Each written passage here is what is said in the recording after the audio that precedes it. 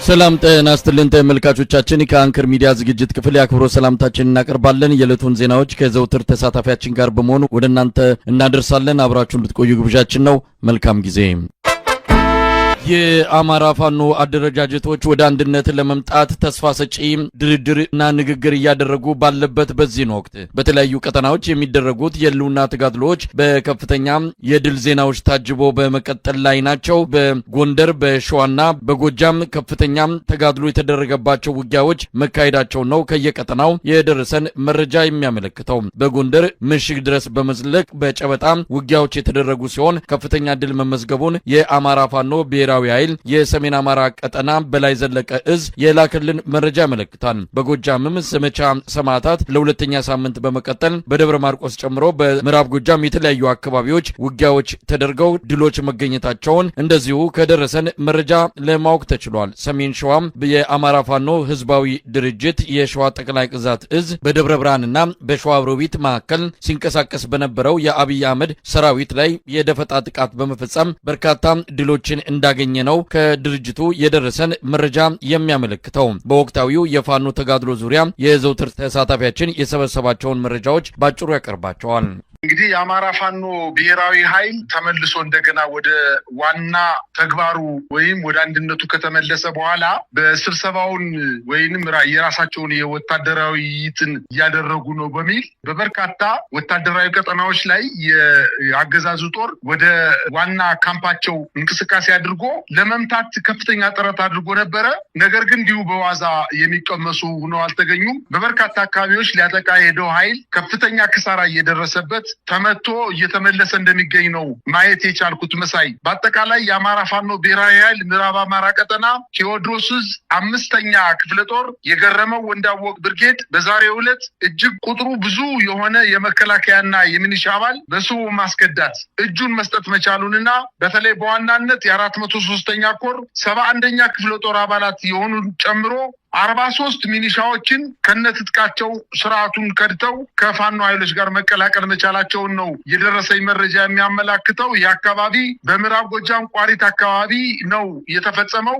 43 የሚኒሻ አባላት አንደኛ እነዚህ ኃይሎች መከላከያ ወደኋላ ሆኖ ሚኒሻውን ወደፊት እያስቀደመ በመመታታቸው ምክንያት፣ ሁለተኛ መሳሪያ ልንቀበል ነው እንጂ ወደ መከላከያ የገባ ነው ወይም ወደ ስርዓቱ የገባ ነው እውነት የራሳችን ህዝብ ለመጨፍጨፍ አይደለም በማለት 43ቱ ከነሙሉ ትጥቃቸው የፋኖ ኃይሎችን መቀላቀል መቻላቸውን ነው ማየት የቻልኩት። እንግዲህ በዘመቻ ሰማዕታት በርካታ ተጋድሎዎች ሲደረጉ የነበረበት የአማራ ፋኖ ብሔራዊ ኃይል ምዕራብ አማራ ቀጠና እንዲሁ ቴዎድሮስ ዕዝ አዲስ ዓለም 7ኛ ክፍለ ጦር በባሶሊበን ወረዳ ስር የምትገኘውን የላምገጭ ከተማን ሙሉ በሙሉ መቆጣጠር መቻላቸውን አስታውቀዋል። በዚች ከተማ ከፍተኛ ሽንፈት የደረሰበት የአገዛዙ ጦር ምሽጉን አስረክቦ ወደ የጁቤ ከተማ መሸሸት መቻሉን ነው ያስታወቁት። 7ኛ የአዲስ ዓለማየሁ ክፍለ ጦር ከዚህ በፊት ከሁለት ቀን በፊት በዚህ ቦታ ላይ ቁልፍ ወታደራዊ ጠቀሜታ ያላትን የኮርክ ከተማን በውጊያ ብልጫ በማሳየት የኮርክ ከተማን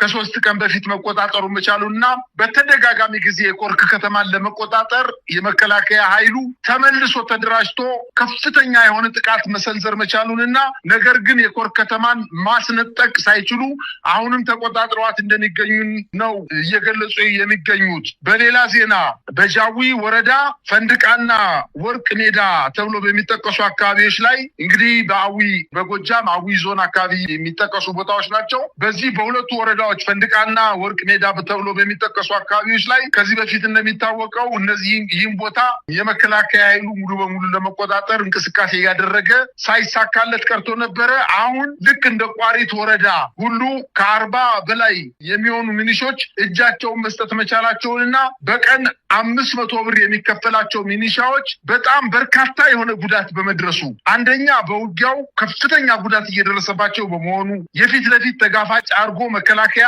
ከኋላ በመሆን ወደኋላ እንዳይመለሱ በማድረግ እንቅስቃሴ ያደረገ ቢሆንም ይሄ እየገባቸው የመጡ ሚኒሾች 40 ሆነው ራሳቸው ተደራጅተው ሙሉ በሙሉ ከነ መሳሪያቸው የፋኖ ኃይሎችን መቀላቀል መቻላቸውን ነው መረጃዎች የደረሰኝ። እንግዲህ ከ40 ዓመት በላይ የሆኑ የሚኒሻ አባላቱን በአማራ ክልል በአጠቃላይ ወደ መከላከያ ቀላቅሎ ወደ ኦሮሚያ ክልል ሊወስዳችሁ ነው የሚል መረጃ ስለደረሳቸውና ይሄንን ወደ ኦሮሚያ ክልል ወደ ማናውቀው አካባቢ ቤተሰቦቻችን ትተን አንዋጋም በማለት 40ዎቹ የሚኒሻ አባላት የፋኖ ኃይሎችን መቀላቀል መቻላቸውን ነው በዚህ ፈንድቃና ወርቅ ሜዳ በተባሉ ከተሞች የደረሰኝ መረጃ የሚያመላክተው። መሳይ ከዚህ በፊት ከሁለት ቀናት በፊት እንግዲህ በደቡብ ጎንደር አካባቢ ከፍተኛ ውጊያ ተደርጓልኝ። ከደቡብ ጎንደር 18 ኪሎ ሜትር ርቀት ላይ የምትገኘው የዓለምበር የምትባል ከተማ ላይ የፋኖ ኃይሎች በድንገተኛ በአራት አቅጣጫ ጥቃት በመሰንዘር በከተማዋ ላይ ሰፍሮ የነበረውን የመከላከያና የአጠቃላይ የአብይ አህመድ ጥምር ኃይልን በማጥቃት ከተማዋን ሙሉ በሙሉ ተቆጣጥረው የፋኖ ኃይሎች ከተማዋን ሲቆጣጠሩ በ8 እና በ6 ኪሎ ሜትር ርቀት ላይ የሚገኘው የአድማ ብተና ማሰልጠኛ ላይ ሸሽተው ራሳቸውን መከላከል መቻላቸውንና ይህን ተከትሎ በደቡብ ጎንደር በፍጥነት ተደራጅተው መልሰው ያንን አካባቢ ለመቆጣጠር ጥረት ቢያደርግም የመከላከያ ኃይሉ ሳይችል መቅረቱን ነው መረጃዎች የሚያመላክቱት። እንዲሁም በክምር ድንጋይ ከተማ ከሁለት ቀናት በፊት የፋኖ ኃይሎች ገፍተው በከተማዋ ላይ ሰፍሮ የነበረውን ወይንም መሽጎ የነበረውን የመከላከያ ጥምር ጦር በማጥቃት በከተማዋ ላይ ከ6 ሰዓታት በላይ በመቆጣጠር ማድረግ የሚገባቸውን ጥቃት ሰንዝረው የሎጂስቲክስ እና አንዳንድ የብልጽግና ካድሬዎችን ይዘው ከከተማ መውጣት ለማወቅ ተችሏል። ይህ በእንዲህ እንዳለ የአባይ ግድብን መጠናቀቅ ተከትሎ በአባይ ግድብ ላይ ወይም ጉባ በሚገኘው የአባይ ግድብ ላይ የመንግስት ባለስልጣናት ይሄዳሉ በሚል ምክንያት ከአሶሳ ወደ ጉባ ወይም ወደ ግድቡ የሚወስደው መንገድ ማለትም ከ200 ኪሎ ሜትር በላይ የሚወስደው ሸርቆሌን እና ሌሎች ቀበሌዎችን አቋርጦ የሚሄደው መንገድ ለየትኛውም አይነት የመኪና እንቅስቃሴ መታገዱና በዛው አካባቢ ከፍተኛ የሆነ በየ2 ሰዓቱና በየ1 ሰዓቱ የሄሊኮፕተር አሳ እንደሚካሄድና በርካታ የሰራዊት ኮንቮዮች በጋራ በመሆን ያንን አካባቢ የአሰሳና የቅኝት አገልግሎት እየሰጡ እንደሆነና በአጠቃላይ በጉባ አካባቢ ወይንም ግድቡ በሚገኝበት አካባቢ የሰውም ሆነ የመኪና እንቅስቃሴ ከፍተኛ የሆነ ገደብ እንደተጣለበትና በዚህም ምክንያት ኢቭን ምናልባትም ለጉባ ወይም ለግድቡ አገልግሎት የሚሆን ትልልቅ ካሚዮኖች ጭነው ግድቡ ላይ አራግፈው ከተመለሱ በኋላ መንገድ ላይ ሁነው ወደ ቤተሰቦቻቸው በዓልን ማክበር እንዳልቻሉ በዛው አካባቢ ያሉ ሹፌሮች ለእኔ መረጃ አድርሰውኛል። መኪኖቹ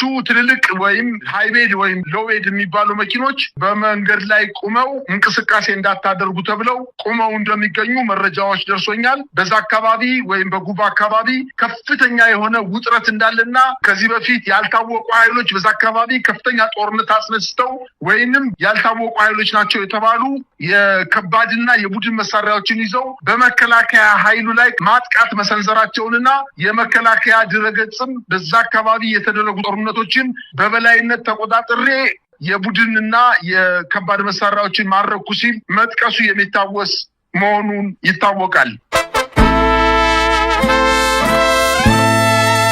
እንግዲህ አሁን መረጃዎች እየመጡ ነው። እንግዲህ ተጠናክሮ አጠቃላዩን ሪፖርት የሚያቀርቡልን ቀጠናው የፋኖ የህዝብ ግንኙነት አመራሮችን ለማግኘት እየሞከርን ነው።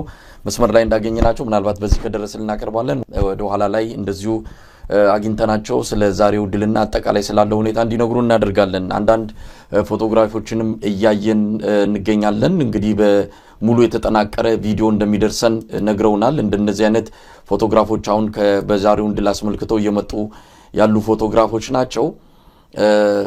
ይሄም እንደዚሁ ከዛው የተገኘ ፎቶግራፍ ነው።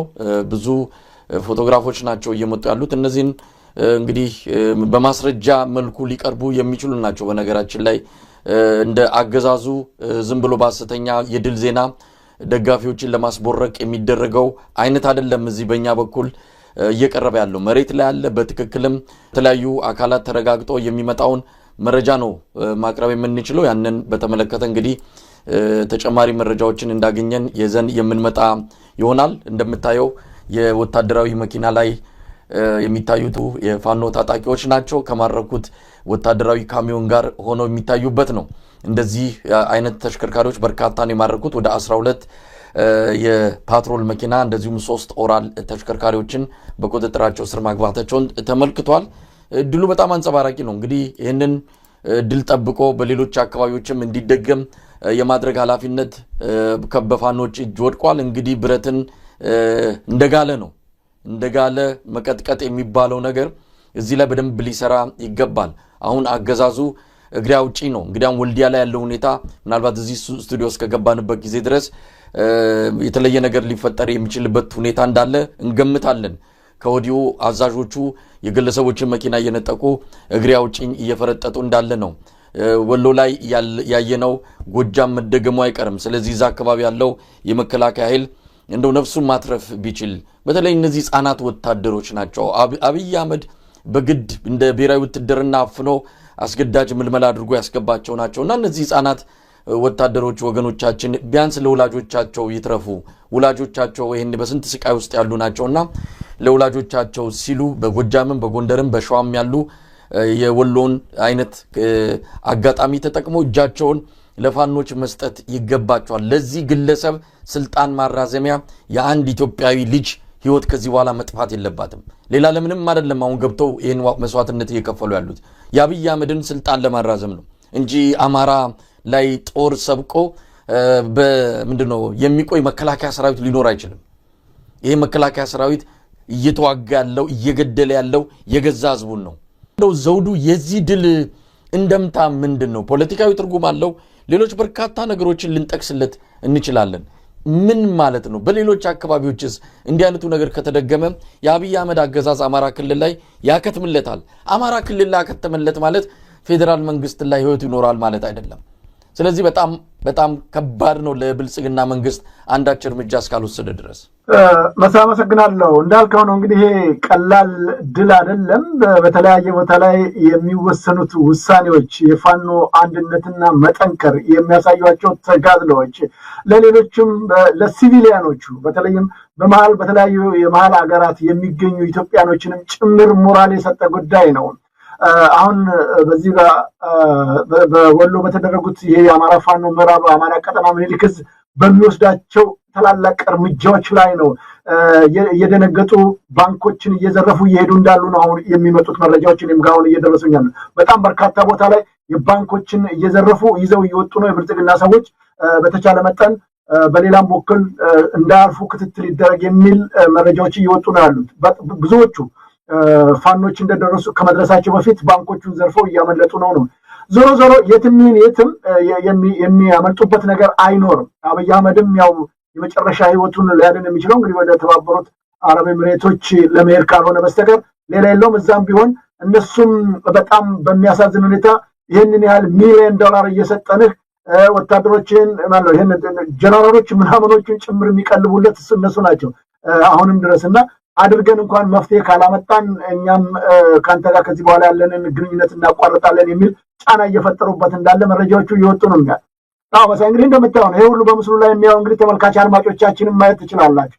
ይሄ ሁሉ በየቀኑ የሚወሰደው እርምጃ ንብረቶቻቸውን ሁሉ መከላከያ እየጣለ የሄደበት ዋናው ነገር የህዝቡ ቆራጥነት በተለይም የአማራ ፋኖ አቋም ጠንካራ ሆነ መገኘት ነው። ያው የሚወስዷቸው መኪኖቹ ከነመሳሪያዎቻቸው ወታደሮቹ ፋኖቹ የጀግንነት ተግባራቸውን በግልጽ እያሳዩ ነው የሚገኙት። ምን ይደረግ ነው አሁን?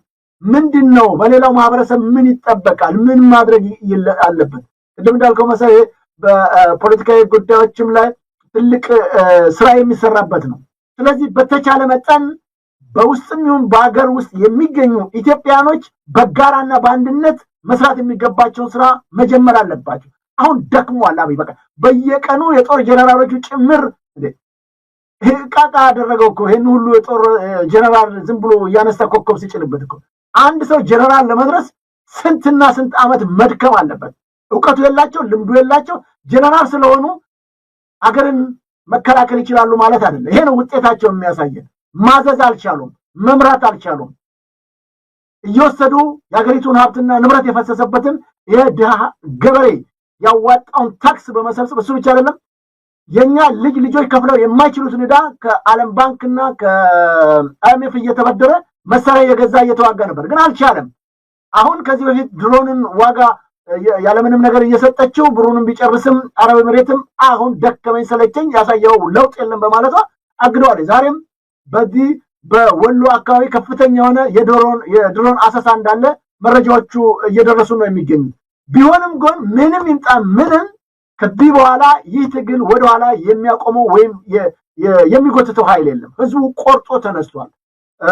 በተለያዩ ግንባሮች የሚደረገው ትግል ጠንክሮ ቀጥሏል። አሁንም የሚጠበቀው ቅድም ለመግለጽ እንደሞከርኩት በውጪ የሚገኙ የተለያዩ የአማራ ማህበራትም እና እንደዚሁም በኢትዮጵያ ጉዳይ ይመለከተናል የሚሉ አካላቶች በጋራ መቆም ይገባቸዋል። ሌላው ሚዲያው ነው። ሚዲያውም ቢሆን በተቻለ መጠን በኢትዮጵያዊነት እንቆማለን ያሉ ሚዲያዎች ዛሬ በዚህ ትግል ጎን ከዚህ ከሚሞተው ከሚፈናቀለው ከሚሞተው ወገናችን ጎን ቆመው በጋራ መግለጽ ያስፈልጋል። ፋኖ ጋር እዚህ ጋር ልዩነት አለ፣ የፋኖ እንደዚህ ነው ይሄ እንደዚህ ነው የሚለው ነገር ዛሬ አስኬደን በተግባር እያሳዩ የሚሰዋለው ነገር እንዲህ አይነት ውጤት እያመጣ ነው ያለው። ስለዚህ መሳይ እኛም ስራችንን መስራት ይጠበቅብናል። ከጎናቸው መቆም አለብን።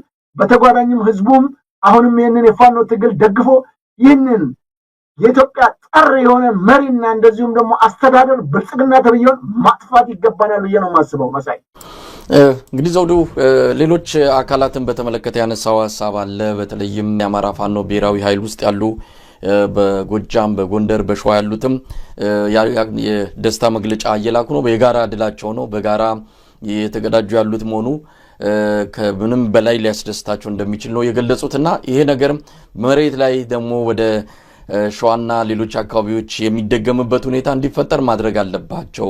ቀደም ሲል እንደተባለው የተጀመረውን ነገር ቶሎ ቶሎ ማካሄድ ይገባል። የባከኑ ጊዜያቶች አሉ። ከዚህ በኋላ ጊዜም የለም። ይሄ አገዛዝ አንድ ቀን በተሰጠው ቁጥር ምን ያህል ጥፋት ምን ያህል አገሪቱ ላይ ቀውስ እያመጣ እንዳለ የተረዳንበት ሁኔታ ስላለ ጊዜ ሳይሰጡ ይህንን የተጀመረውን የማጥቃት እንቅስቃሴ በሌሎች ቀጠናዎችም መደረግ ይገባዋል። መሰል ድሎች ከዚህ በፊትም ተገኝተዋል። ከዚህ ጋር በተያያዘም ጎጃም ላይ እናስታውሳለን። ደጋዳሞት የዛሬ ዓመት አካባቢ ከፍተኛ የሆነ ወታደራዊ ድል የተገኘበት 2 ክፍለ ጦር ሙሉ ከጥቅም ውጪ የወጣበትና አገዛዙ ለመጀመሪያ ጊዜ ከባድ ህመም የተሰማ ጥቃት የተፈጸመበትን የደጋዳሞቱ እናስታውሳለን። ጎንደር ላይ እንደዚህ በበርካታ አካባቢዎች ተመሳሳይ ወታደራዊ ግድሎች ተፈጽመዋል።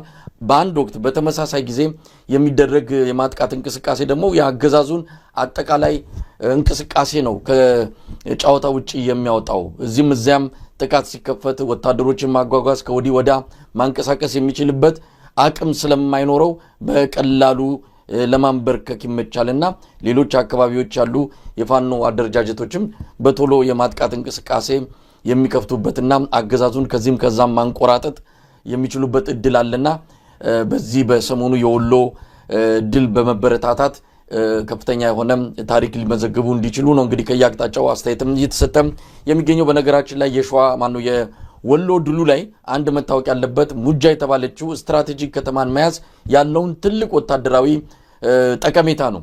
ከዚህ አንጻር የሚገልጹ ወገኖችም አሉ።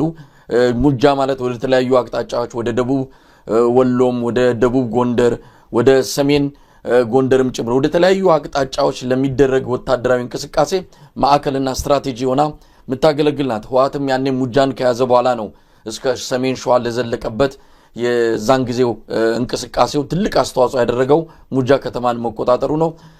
የአብይ አህመድ ወታደሮችም እንግዲህ ላለፉት 2 ዓመታት ሙጃ ላይ ማዕከላቸውን አድርጎ ነው ወደ ላይም ወደ ታችም እያሉ ሲንቀሳቀሱ የነበሩት። ያንን አካባቢ ማጣት ለአብይ አህመድ ወታደር ለአብይ አህመድ ሰራዊት ትልቅ ኪሳራ ነው። ለፋኖች ደግሞ የበለጠ አቅም የሚፈጥርላቸውና ተጨማሪ ቦታዎችን እንዲቆጣጠሩ የሚያስችላቸው ነው። እንግዲህ ወልዲያ ላይ ያለውን ሁኔታ አሁን እዚህ ስቱዲዮ እስከገባንበት ጊዜ ድረስ የመጨረሻውን አላወቅንም። ላሊበላ አካባቢ እንደዚሁ ወደ አውሮፕላን ማረፊያው ውጊያ እንዳለ እየተነገረን ያለው ጋሸና፣ ሌሎች አካባቢዎችም እንደዚሁ ውጊያዎች ቀጥለዋል። የተጠናቀረ ሪፖርት ወደ ኋላ ላይ እንደምናገኝ ተስፋ እናደርጋለን። እንግዲህ ዘውዱ ያነሳውን ሐሳብ ጠቅለል አድርጎ ለማስቀመጥ ነው። የአብይ አህመድ አገዛዝ በአማራ ክልል ከወደቀ ቆይቷል። በተደጋጋሚ የፋኖ አመራሮችም እንደሚሉት አስክሬን ተሸክመን ነው የምንዞረው ብለዋል። አስክሬን መቅበር አቅቷቸው ነው አሁን ድረስ በዚህ ስርዓት ምክንያት በሚመጡ ቀውሶች የአማራ ሕዝብ መከራውን እየበላ የሚገኘው። ስለዚህ አሁን እንደነዚህ አይነት ወታደራዊ ድሎች የአገዛዙ ጀንበር እየጠለቀ መሆኑን ነገ ከነጎዲያ የበለጡ ድሎችን የምናይ ከሆነ ምናልባትም የ4 ኪሎ ወንበር የተነቃነቀው የሚነቀልበትና የሚወገድበት ጊዜ ሩቅ እንደማይሆን እንጠብቃለን። ግን ይህንን የአንድ ሰሞን ብቻ እንዳይሆን ሰሞኑን ድል ተገኘ ተብሎ ከእንደገና አርፎ የመቀመጥ ሳይሆን በዚህ ድል ላይ ተጨማሪ ድል ወደ ኋላ እንዳይመለስ ከእንደገና ተደራጅቶ እንዳይመጣ ከማዕከላት በተለይም ከማሰልጠኛ ከማዕከላት ህፃናት ወታደሮችን በአውቶቡስ እያጓጓዘ ለሌላ ዙር ፍጅት እንዳያመጣ ስትራቴጂ ነድፎ ይህንንም ነገር ማስቀረት የሚቻልበት ለምሳሌ እንደ ብር ሸለቆ አካባቢ ያሉትን ሌሎች ለአማራ ፋኖ ቀረብ ያሉ ወታደራዊ ካምፖች ላይም እንደዚሁ እርምጃ በመውሰድ የማሰልጠን አቅሙን ተጨማሪ ህፃናት ወታደሮችን ወደ ጦር ሜዳ እንዳይለክ የማድረግ አቅሙን ማዳከም ይገባልና ከዚህ አንፃርም ስትራቴጂ ነድፎ መንቀሳቀስ ይገባቸዋል። ለነሱ ይሄን ሁሉ መንገርም የሚጠበቅብን አይደለም ያውቁታል። ምናልባት ይህንን ነገር በቅርቡ ሊያሰሙን እንደሚችሉ ተስፋ እናደርጋለን። በአጠቃላይ ወታደራዊ ድሉ ፖለቲካዊ ትርጉም ያለው ለፋኖች ግርማ ሞገስን የጨመረላቸው ለአገዛዙ ደግሞ የበለጠ ውድቀቱ እየተቃረበ መምጣቱን ያመላከተ ነው ማለት እንችላለን። ዘውዱ ልክ ነህ መሳይ፣ እንዳልከው ነው ሬሳ ተሸክመው መቅበር ነው ያዳገታቸው። በቅርብ ቀን ግን ግብዓተ መሬቱ ይፈጸማል ብዬ ተስፋ አደርጋለሁ። ቅድም እንደጠቀስከው በተለይ ስትራቴጂ የሆኑ ቦታዎችን እየያዙ ነው ያሉት። ግን በተጓዳኝም ደግሞ ስልጠና ከሚሰጡባቸው በዚሁ በአማራ ክልል ከሚገኘው ብር ሸለቆ ላይ አሁንም ጠንከር ያለ ነገር መውሰድ ይጠበቅባቸዋል ብዬ አስባለሁኝ። በሚቻለው አቅም አሁንም እንደ ቀድሞ ያዝለቀቅ ሳይሆን ከዚህ በኋላ ጠንክሮ የመያዝ ጉዳይ በጣም አስፈላጊ እንደሆነ ይገለጻል። ከዚህ ቀደም ብዙ ከተሞችን ይዛሉ፣ መልሰው ይለቃሉ፣ ይዛሉ፣ ይለቃሉ። ህዝቡ ነው እየተጎዳ ያለው እና ከአሁን በኋላ ግን ይዞ መልቀቁ ላይ ባለመተኮር የሚቻለውን ነገር ማድረግ ያስፈልጋል ብዬ አስባለሁ። አሁን እንዳልከው መሳይ ሬሳ ተሸክመው እየተጓዙ እስከ መቼ ይቀጥላሉ? ሳሙኤል መቅበር አለባቸው። አንዳንዶቹ ዛሬም ተስፋ አለን ብለው የሚጠብቁ አሉ። በጣም በሚገርም ሁኔታ ዛሬም ጭምር ተስፋ የሚጠብቁ አሉ። ዘውዱ ላቋርጥ ነው፣ ምክንያቱም ከቀጥታ ከአማራ ፋኖ ብሔራዊ ኃይል ህዝብ ግንኙነት ክፍል የዕለቱን መረጃዎች ሊያደርሰን አርበኛ ዮሐንስ ንጉሱ መስመር ላይ ይገኛል። እንደው አርበኛ ዮሐንስ በጣም አስደናቂ ነው የምንሰማቸው ነገሮች ከትላንት ጀምሮ ዛሬ እንግዲህ ሙሉ በሙሉ የሰሜን ወሎ ቀጠና ከብልጽግና ወታደር ነፃ እየወጣ ያለ ይመስላል። በጣም ቁልፍ የሆኑ ቦታዎች፣ ወሳኝ የሆኑ አካባቢዎች በፋኖ እጅ መግባታቸውን ጉልህ የሚባሉ ፖለቲካ ድሎች ከወታደራዊ ትጥቆችና መሳሪያዎች እንደዚሁም ከሰራዊቱ ከሰው ኃይል አንፃር ከፍተኛ ድል የተገኘበት ነው። እንግዲህ ይሄ ድል ተጠብቆ እንዲቆይ በሌሎች ቀጠናዎችም የፈጠረው መነቃቃት እያየን ነው። እናንተም ወደ ጎንደር ያላችሁ ጎጃምም እንደዚሁ የደስታ መልእክት እየላካችሁ ትገኛላችሁና ምን ማለት ነው ይሄ ድል ለእናንተም ሆነ ለአጠቃላይ የአማራ ህዝብ ትግል ምን አይነት ትርጉም ይሰጣል? መልካም፣ ይህ የሚያሳየው የመጨረሻው መጀመሪያ መሆኑን ነው። የስርዓቱ አገዛዙን ለመቅበር የሚደረገው ትግል የአማራ ህዝብ የመከራ ጊዜ ሊያከትም የመጨረሻው መጀመሪያ ምዕራፍ ላይ እየተጠጋ መሆኑን ነው ማየት የሚቻለው። ይህ የመጨረሻው መጀመሪያ እንቅስቃሴ ደግሞ ጠላት በርካታ ወጪ ያወጣበት በርካታ ስራ የሰራው የሚልበት እንደዚሁም የጠላት ጄኔራል ሹመት ማዕረግ ሲሿሿሙ በከረሙበት በሰነበቱበት ሳምንት ውስጥ እየተፈጸመ እጅግ አኩሪ ድል ነው።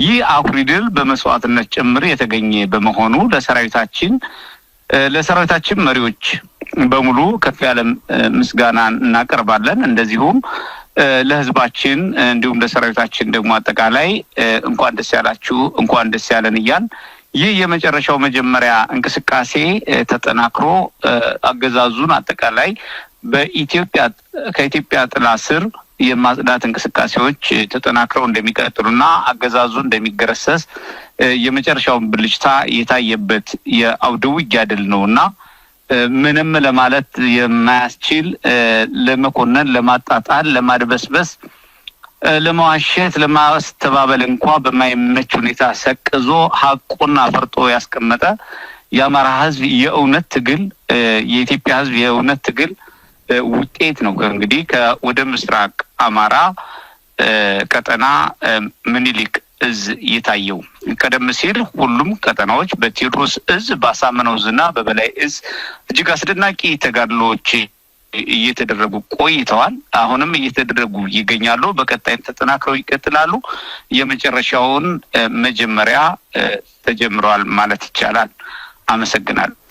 ምናልባት ዮሐንስ አሁንም አንድ ተጨማሪ ጥያቄ ይኖረኛል። እንግዲህ ገና ተጠናቆ ሁሉ ነገር የሚመጣበትም የመረጃ የምትሰጡበት መድረክ እንደሚኖር እጠብቃለሁ። ይሄ አገዛዙ በአሁን ሰዓት በከፍተኛ ደረጃ የፋኖ ትግል ተዳክሟል የሚል ፕሮፓጋንዳ እያሰራጨ ባለበት እነ አበባው ታደሰም ሰሞኑን በተለያዩ የአማራ ከተሞች የብልጽግና ምስለኔ አስተዳደር ባለስልጣናትን ሰብስበው ተዘጋጁ፣ ክልሉን ለእናንተ አስረክበን እንወጣለን፣ ለሌላ ግዳጅ መከላከያ ሰራዊቱ ስለሚፈለግ የሚል ነው። እንግዲህ እንዲህ አይነት ነገር ባለበት በቀላሉም አልገቡም፣ በቀላሉም የሚወጡበት ሁኔታ እንደሌለ የተረዱት ይመስላል። ነገር ግን በእንደዚህ አይነት ሁኔታ ክልሉን ለቀን ወይም ደግሞ በክልሉ ያለውን ዘመቻ አቁመን ለክልሉ የሰላምና ጸጥታ አካላት እናስረክባለን የሚል ነገርም እያነሱ ነው። ይሄ በዋናነት እንደ ድል መገለጫም እየተናገሩ ከዚህ በኋላ እኛ እናስፈልግም የአማራ ሚሊሻና ምንድነው አድማ በታኝ ይበቃቸዋል ለፋኖ አይነት መልእክት እንዲሰራጭ የተፈለገ ይመስላልና እዚህ ላይ ምን ማለት ይቻላል? እየተመታ እየተደቆሰ ነገር ግን እያሰራጭ ያለው ፕሮፓጋንዳ ህዝቡን በጣም የሚያሳስት እንደሆነ ነው የተረዳ ነው። ምን ማለት ይቻላል? መልካም ያው በሬ ወለደ ፕሮፓጋንዳ የማይሰለቸው የብልጽግና ተፈጥሯዊ ስሪቱ ነው። ይሄ ይታወቃል። ሆኖም ግን በነገራችሁ ላይ ሲገባ